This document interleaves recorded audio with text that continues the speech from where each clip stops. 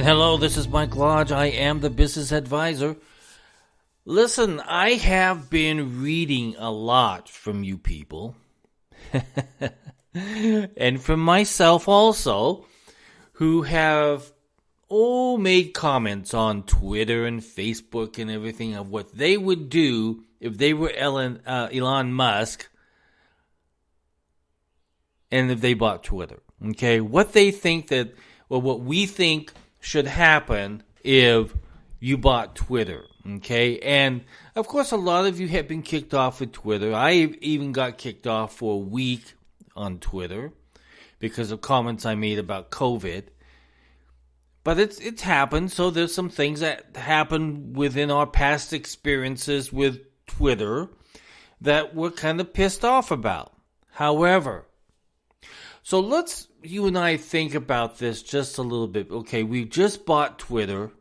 Okay, we're kind of pissed off, but we just bought Twitter, but we have to run it like a business. So we have to put our personal emotions and frustrations and deep breaths to the side. And now we have to decide, what are we going to do with this company?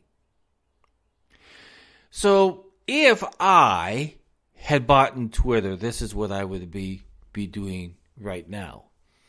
Of course, I want to look at the financials. So I would have a meeting with the CFO, and I would sit down, and we would go over the numbers. And it might take a week, it might take a month, but I would go over the numbers. I would put a halt on everything that's being done currently within Twitter, just to kind of get a formalization in my mind of what everything's costing.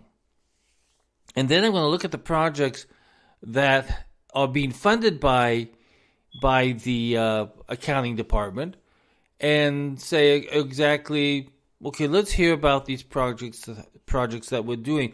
What is it going to cost us, and what is the revenue generation, and how fast it's going to be paid off? So those are the first things that I would do. And I really want to know if there's any legal issues that are outstanding out there that I probably should know about. That's going to cost me some bucks. Okay, so I'm going to want to know all about that. I'm going to turn that over to my legal team, and I'm going to start formalizing what we need to really be projecting in our financials as it relates to ongoing projects and ongoing operating expenses in the company. And I would bring in a team, and I would say, okay, look at the financials and scrub them. I believe in scrubbing numbers.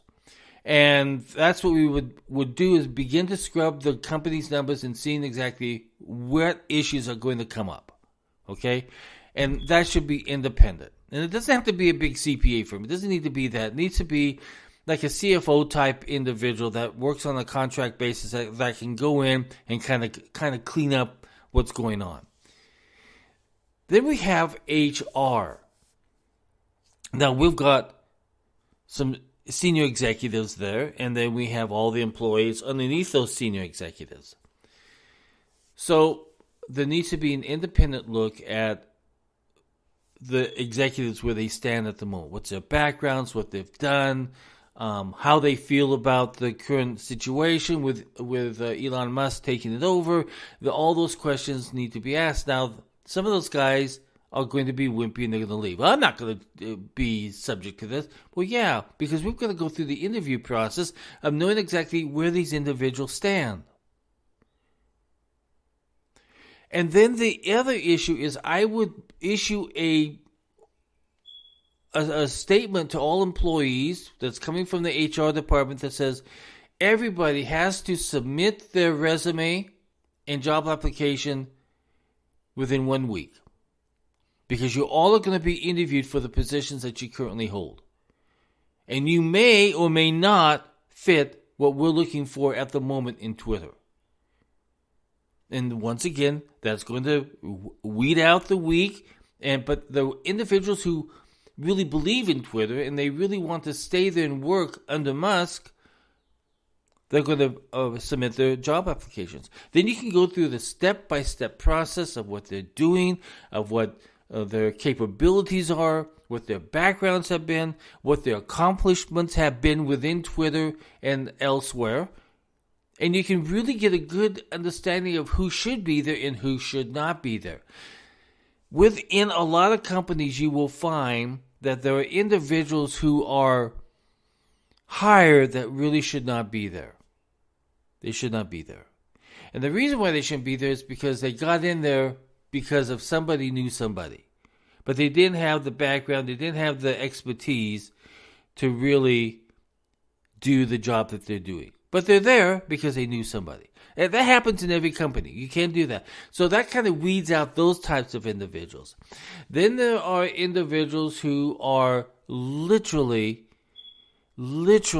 should not be there because of attitude and management style.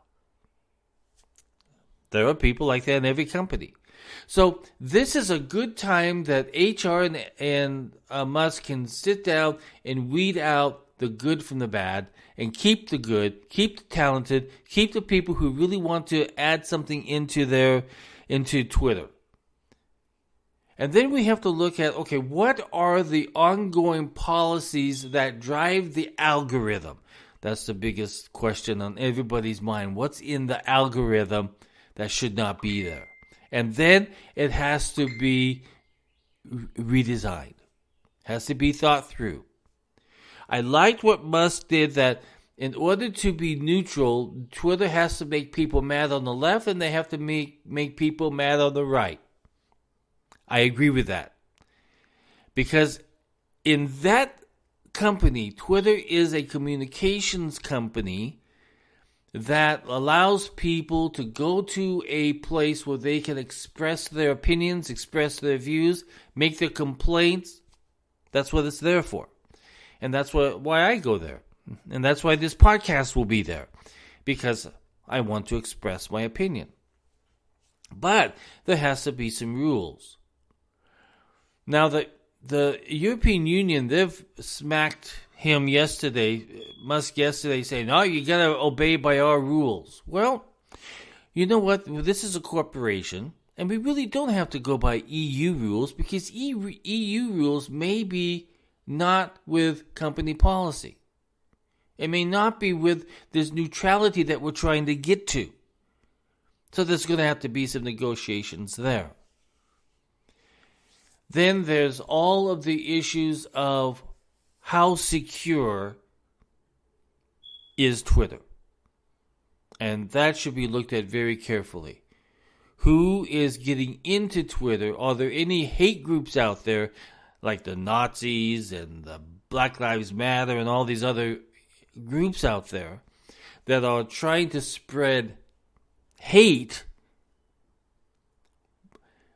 And then, again, we have to be careful, because then we're talking about neutrality. But hate is a special topic that we have to address because it affects other people. Hate speech defiles other people. It makes other people, it's a threat. And we have to look at those threats.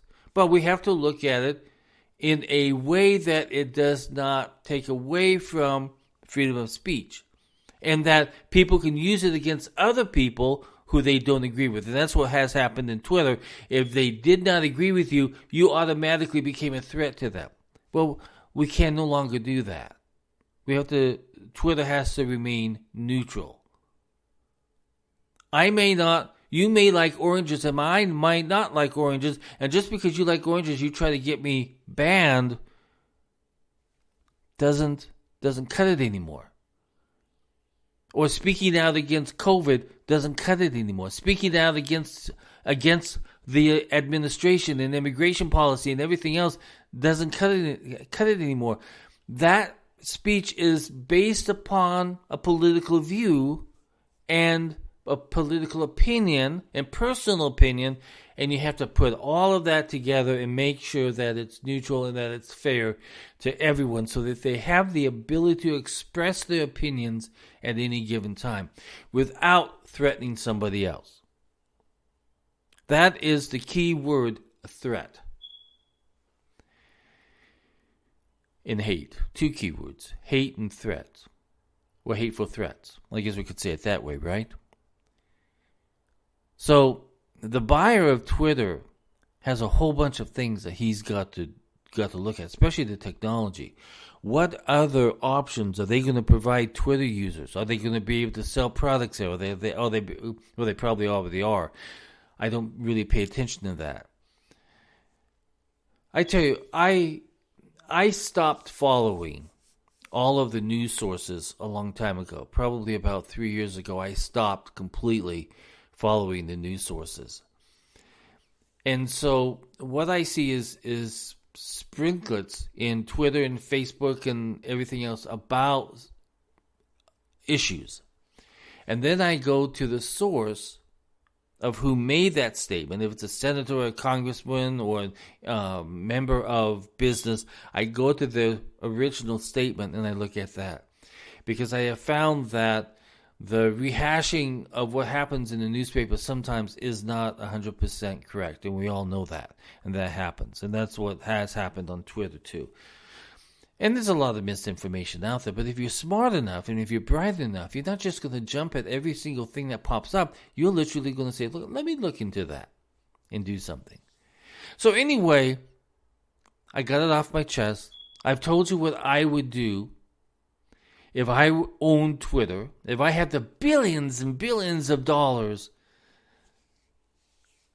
That's what I would do.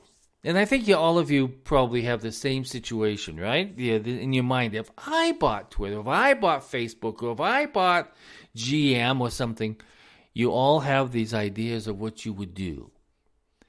And it's really a creative process. I don't know if you've ever gone through a merger and acquisition, but there's a whole bunch of things that you have to do, especially I as a point guy who has to go out to all of the various offices and explain what the new rules are of how we're going to operate this company, and listening to the individuals that are in those offices and what they have to deal with every single day. So there's a whole bunch of things that you've got to do. And it's a great fun to sit back, have a cup of coffee, and think, if I was Elon Musk, what would I do? Hey, this is the end of this podcast. I'm done fantasizing. So, if you want to read my blogs that I write every single day and publish every single day, go to www.buymeacoffee.com/Michael Lodge. Hopefully you'll support me there while you're there. And if you want to know more about me and what I do, go to www.lodge-co.com, and you'll know everything that I do there. I'm just a one-man operation, doing a one-man show, offering one-man business advisory work and also business mediation. That's it for today. I hope everybody goes out and has a great day. I'm watching these squirrels in my garden right at this very moment, sniffing around my squash bushes. I'm going to have to go out and yell at some squirrels. Talk to you soon. Bye-bye. God bless.